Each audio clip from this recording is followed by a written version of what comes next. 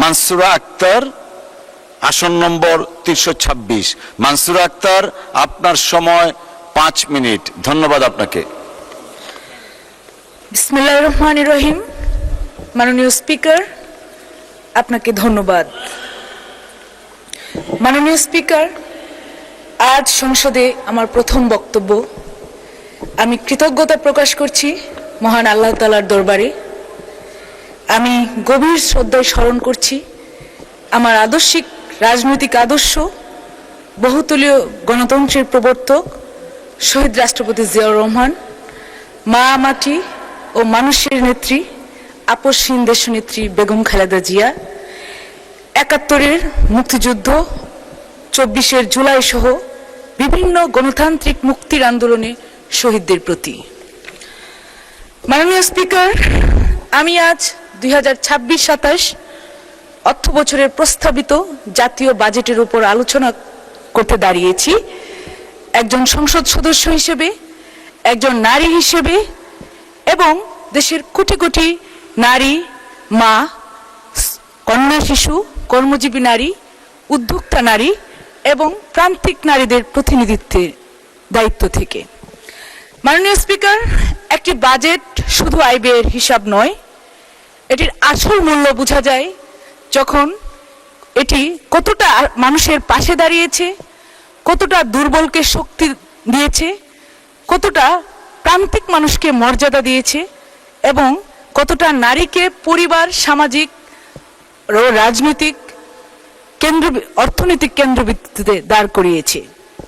এই বিবেচনায় আমি বলবো ২০২৬-২৭ অর্থ বছরের বাজেট নারী উন্নয়ন, মাতৃ সুরক্ষা, শিশু সুরক্ষা এবং সামাজিক ন্যায্যতার একটি গুরুত্বপূর্ণ উদ্যোগ। মাননীয় স্পিকার, আমাদের সমাজের নারীরা শুধু পরিবারের সদস্য নন, তারা পরিবারের অর্থনীতির ব্যবস্থাপক, সন্তানের প্রথম শিক্ষক, কৃষি ও অনানুষ্ঠানিক খাতের নীরব শ্রমশক্তি, জাতির অগ্রগতির অন্যতম প্রধান চালিকা শক্তি। তাই নারীকে ক্ষমতায়ন করার মানে শুধু একজন সদস্যকে, একজন পরিবারের সদস্যকে ক্ষমতায়ন করা নয়, বরং একটি জাতির আগামীকে শক্তিশালী করা, একটি প্রজন্মকে নিরাপদ করা এবং একটি জাতিকে এগিয়ে নেওয়া। মাননীয় স্পিকার, এই বাজেটে ফ্যামিলি কার্ডের যে উদ্যোগটি নেওয়া হয়েছে সেটিকে আমি বিশেষভাবে স্বাগত জানাই। এই কার্ড সরাসরি একজন মা এবং পরিবারের প্রধান মহিলাকে নামে দেওয়া হচ্ছে। এর মাধ্যমে নারী শুধু ভাতা গ্রহণকারী নন, বরং তিনি ক্ষমতার কেন্দ্রবিন্দুতে নিজেকে নিয়ে যেতে পারছেন। তার আর্থিক সিদ্ধান্তের অবস্থানে তিনি আরো শক্তিশালী হচ্ছেন। প্রতি মাসে ২৫০০ টাকা তার ব্যাংক অ্যাকাউন্ট অথবা মোবাইলে যাওয়ার মাধ্যমে তিনি যে নগদ সহায়তা পাচ্ছেন, সেটি তাকে পরিবারের বাস্তব অর্থনৈতিক ক্ষমতা দেওয়ার একটি বড় পদক্ষেপ। মাননীয় স্পিকার, আগামী অর্থ বছরে ৪১ লাখ নারীকে ফ্যামিলি কার্ড প্রদানের যে সিদ্ধান্ত আনার যে প্রস্তাব, সেটি নারী ক্ষমতায়নের একটি যুগান্তকারী উদ্যোগ বলে আমি মনে করছি। মাননীয় স্পিকার, আমি আনন্দের সাথে আরো উল্লেখ করতে চাই, বিধবা এবং নিগৃহীতার ভাতাভোগীর সংখ্যা বাড়ানো এবং একই সাথে ভাতার বৃদ্ধির প্রস্তাব রাখা হয়েছে। আমাদের সমাজে বিভিন্ন নারীরা আছেন যারা স্বামীহারা, পরিবার হারা এবং সামাজিক নিরাপত্তা বঞ্চিত আছেন। এই উদ্যোগটি তাদের জন্য বিশেষভাবে উল্লেখযোগ্য এবং এটি তাদের পাশে দাঁড়ানো রাষ্ট্রের মানবিক দায়িত্ব। রাষ্ট্র সেই দায়িত্বটি পালন করতে অঙ্গীকারবদ্ধ। এই বাজেটে সেটি প্রমাণিত হয়েছে। মাননীয় স্পিকার, মাতৃত্ব শুধু একটি ব্যক্তিগত বিষয় নয়, এটি জাতীয় দায়িত্ব এবং একটি সুস্থ মা, একটি সুস্থ শিশু এবং একটি শক্তিশালী ভবিষ্যৎ বাংলাদেশ। এই কারণে জাতীয় পুষ্টি কর্মসূচির প্রস্তাব একটি অত্যন্ত সময়োপযোগী প্রস্তাব বলে মনে করছি। মাননীয় স্পিকার, নারী নিরাপত্তা একটি গুরুত্বপূর্ণ উদ্যোগ। নারী নিরাপত্তা ছাড়া কখনো নারীর পূর্ণতা পাওয়া যায় না। একজন মেয়ে যদি নিরাপদে স্কুলে যেতে না পারে, একজন কর্মজীবী নারী যদি নিরাপদে কর্মস্থলে যেতে না পারেন, একজন মা যদি তার আইনি সহায়তা না পান, তাহলে বাস্তবে সমস্ত উন্নয়ন অর্থহীন হয়ে যায়। তাই নারী ও শিশু নির্যাতন প্রতিরোধে আইনি ও প্রযুক্তি সক্ষমতার বৃদ্ধি, ফরেনসিক ডিএনএ প্রোফাইলিং ল্যাবরেটরি স্থাপন, বিভাগীয় ডিএনএ স্ক্রিনিং ল্যাব প্রতিষ্ঠা, কুইক রেসপন্স টিম সহ যে উদ্যোগগুলো নেওয়া হয়েছে সেটিকে গুরুত্বপূর্ণ বলে মনে করছি। তবে মাননীয় স্পিকার, শুধু বরাদ্দ দিলেই হবে না, প্রতিটি জেলায় নারী ও শিশু নির্যাতনের মামলা দ্রুত নিষ্পত্তি। জি মাননীয় সদস্য, আপনার আরো 3 মিনিট বাড়িয়ে দেওয়া হলো। ধন্যবাদ মাননীয় স্পিকার। প্রতিটি জেলায় নারী ও শিশু নির্যাতনের মামলার দ্রুত নিষ্পত্তি, ভিকটিম সাপোর্ট, কাউন্সিলিং এবং আইনি সহায়তা পুনর্বাসনের কার্যক্রমকে আরো শক্তিশালী এবং কার্যকরী করতে হবে। আমি অনুরোধ করব নারী ও শিশু নির্যাতন সংক্রান্ত সেবার জন্য সমন্বিত যে ডিজিটাল ট্র্যাকিং সিস্টেম আছে সেটি চালু করা হোক, যাতে ভুক্তভোগী নারী তার মামলার অবস্থান জানতে পারেন, তিনি কিভাবে সেবা নিচ্ছেন সেটি জানতে পারেন এবং একই সাথে জানতে পারেন যে রাষ্ট্র তার পাশে আছে। মাননীয় স্পিকার, অনলাইনে নারীদের হয়রানির বিষয়ে তো আর নতুন করে কিছু বলার নেই। সমাজের প্রত্যেক অংশের নারী, সেটি হোক সংসদ সদস্য অথবা একজন প্রান্তিক নারী, সবাই অনলাইনে হয়রানির শিকার হচ্ছেন। কিন্তু সেই তুলনায় আমাদের রাষ্ট্রীয় বাহিনীর যে দক্ষতা অথবা তাদের যে কার্যকারিতা, সেটি একটি ঘাটতি দেখা যাচ্ছে। সেটিতে আরো জোরালোভাবে তাদের বাজেটে এই বিষয়টি বৃদ্ধির ব্যবস্থা থাকা বলে মনে করি। মাননীয় স্পিকার, নারীদের কর্মসংস্থান এবং উদ্যোক্তা উন্নয়নের মাধ্যমে স্থায়ীভাবে স্বাবলম্বী করতে হবে। এই বাজেটে নারী উদ্যোক্তাদের জন্য যে ডেটাবেস তৈরির কথা বলা হয়েছে, আমি সেই উদ্যোগটিকে স্বাগত জানাই এবং একই সাথে আমি স্বাগত জানাই 500 কোটি টাকার যে স্টার্ট আপ ফান্ডের কথা বলা হয়েছে। কর্মজীবী এবং কর্মসংস্থান এবং উদ্যোক্তা যে নারীরা আছেন তাদের জন্য সেটি বিশেষভাবে কার্যকরী হবে বলে মনে করি। মাননীয় স্পিকার, আমাদের গ্রামের নারী, উপকূলের নারী, চলাঞ্চলের নারী, পাহাড়ের নারী, তারা সবাই পরিশ্রমী এবং দক্ষ, কিন্তু সঠিক তাদের ক্ষমতায়নের অভাব, তাদের দক্ষতাকে কাজে লাগানোর অভাবের ফলে তারা অনেক সময় তাদের সেই দক্ষতাকে কাজে লাগাতে পারেন না। আমি আশা করব সেই দক্ষতাকে তারা যাতে কাজে লাগাতে পারেন সেই ব্যবস্থা নেওয়া হবে। মাননীয় স্পিকার, আমি তরুণ নারীদের প্রতিনিধি হিসেবে শেষ একটি বিষয় উপস্থাপন করতে চাই। বাজেটে স্থানীয়ভাবে উৎপাদিত বাইসাইকেলের যন্ত্রাংশ ফ্রি হুইলের উপর শুল্ক বাড়ানোর প্রস্তাব করা হয়েছে। এতে বাইসাইকেলের দাম বাড়তে পারে। মাননীয় স্পিকার, তরুণ নারীদের অনেকেই নিরাপদ এবং পরিবেশ বান্ধব এবং সহজলভ্য যান হিসেবে এই বাইসাইকেলটি ব্যবহার করে থাকেন। তাই আমি এমন শুল্ক আরোপের উপর যে প্রস্তাবটি করা হয়েছে সেটির জন্য আমি পুনর্বিবেচনার আবেদন রাখছি। মাননীয় স্পিকার, একটি দেশ তখনই এগিয়ে যায় যখন নারীরা নিরাপদ, শিক্ষিত, কর্মক্ষম, মর্যাদাবান এবং অর্থনৈতিকভাবে স্বাধীন হয়। এই বাজেট সেই বাংলাদেশ গড়ার পথে একটি গুরুত্বপূর্ণ পদক্ষেপ। আমি প্রস্তাবিত 2026-27 বছরের জাতীয় যে বাজেট সেটিকে আন্তরিকভাবে সমর্থন করছি এবং আশা করছি এই বাজেটের প্রতিটি নারীকেন্দ্রিক যে অঙ্গীকার সেটি মাঠ পর্যায়ে বাস্তবায়িত হবে। ধন্যবাদ মাননীয় স্পিকার। বাংলাদেশ জিন্দাবাদ। এই বাজেট শুধু ক্ষতিগ্রস্ত ব্যবসায়ীকে পুনরুজ্জীবিত করার জন্য নয়, বরং আমাদের উদ্যোক্তাদের বৈশ্বিক বাজারে প্রবেশের পথ সুগম করেছে। ফলে বাংলাদেশের উদ্যোক্তারা আলিবাবা, অ্যামাজন, ইবের মতন ইন্টারন্যাশনাল প্ল্যাটফর্মে পণ্য বিক্রির মাধ্যমে বিশ্ববাজারে নিজেদের অবস্থান আরো শক্তিশালী করতে পারবেন। মাননীয় সদস্য, পরবর্তী বক্তা মাননীয় সদস্য সানসিলা জেব্রিন, মহিলা আসন 15, আপনার সময় 7 মিনিট।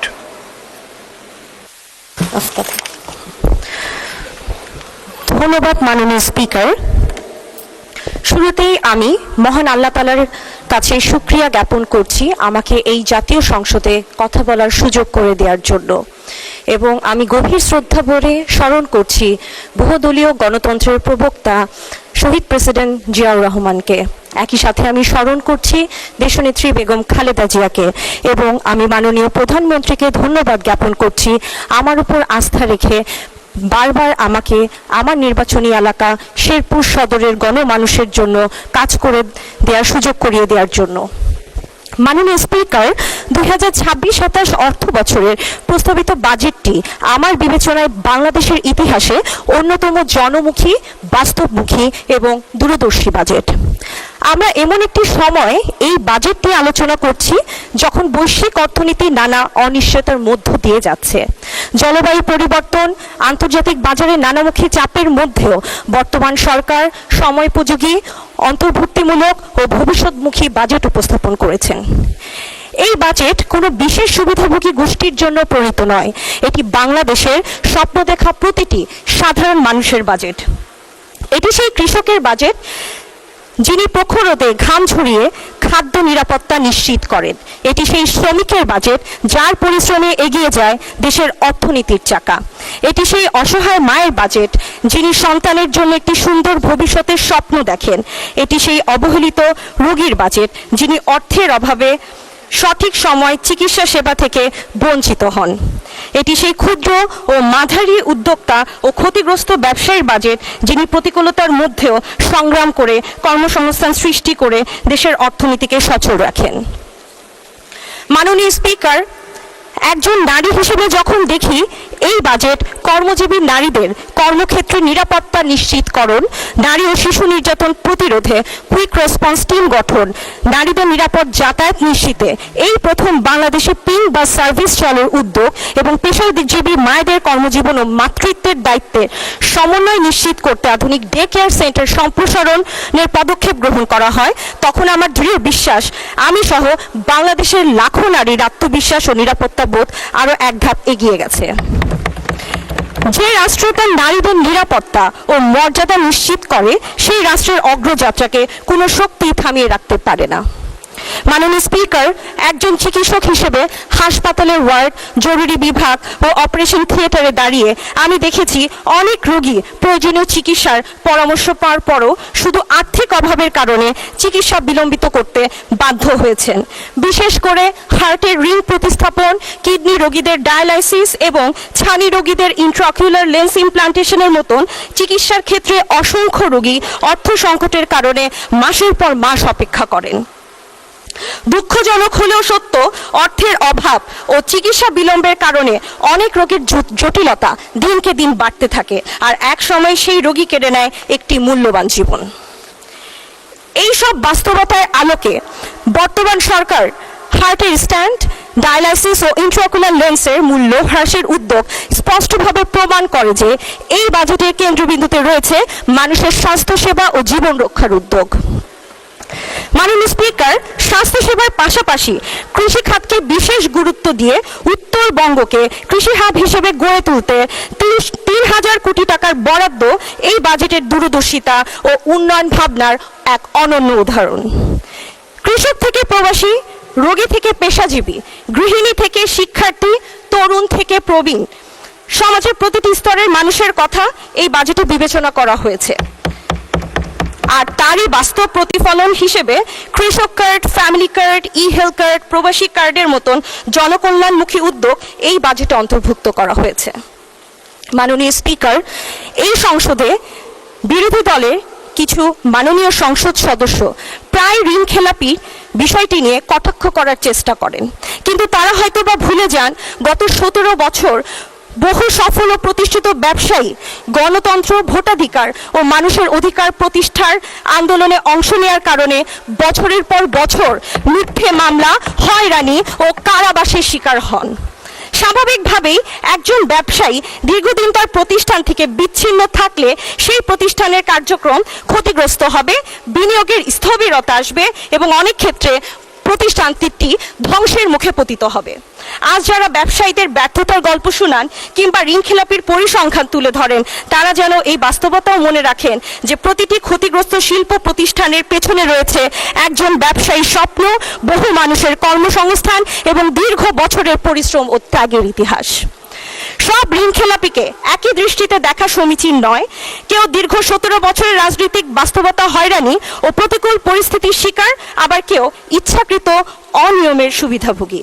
এই দুয়ের মধ্যে পার্থক্য অনুধাবন করেই বর্তমান সরকার ক্ষতিগ্রস্ত ও সম্ভাবনাময় ব্যবসা প্রতিষ্ঠানগুলোর পুনর্গঠন, পুনরুদ্ধার ও কর্মসংস্থান সৃষ্টির লক্ষ্যে প্রণোদনা ও সহায়তার উদ্যোগ গ্রহণ করেছেন, যা নিঃসন্দেহে অর্থনীতির চাকাকে সচল রাখবে এবং জিডিপির প্রবৃদ্ধিতে গুরুত্বপূর্ণ ভূমিকা রাখবে বলে আমি বিশ্বাস করি।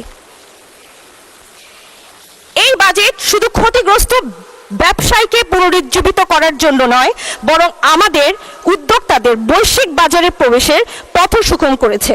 ফলে বাংলাদেশের উদ্যোক্তারা আলিবাবা, অ্যামাজন, ইবে এর মতন ইন্টারন্যাশনাল প্ল্যাটফর্মে পণ্য বিক্রির মাধ্যমে বিশ্ববাজারে নিজেদের অবস্থান আরো শক্তিশালী করতে পারবেন। এই বাজেটের সৌন্দর্য এখানেই, এটি একদিকে ক্ষতিগ্রস্ত খাতগুলোকে পুনরুদ্ধারের সুযোগ সৃষ্টি করেছে, অন্যদিকে নতুন সম্ভাবনার দ্বারও উন্মোচন করেছে।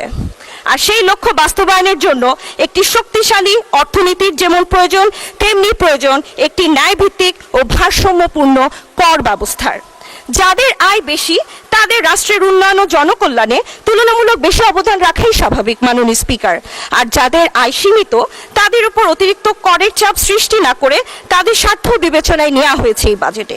এর ফলে অর্থনৈতিক প্রবৃদ্ধি এবং সামাজিক সুরক্ষার মধ্যে একটি ভারসাম্য বজায় রাখার সুযোগ সৃষ্টি হয়েছে। বর্তমান সরকারের কর্মদক্ষতার একটি উদাহরণ দিয়ে শেষ করতে চাই মাননীয় স্পিকার।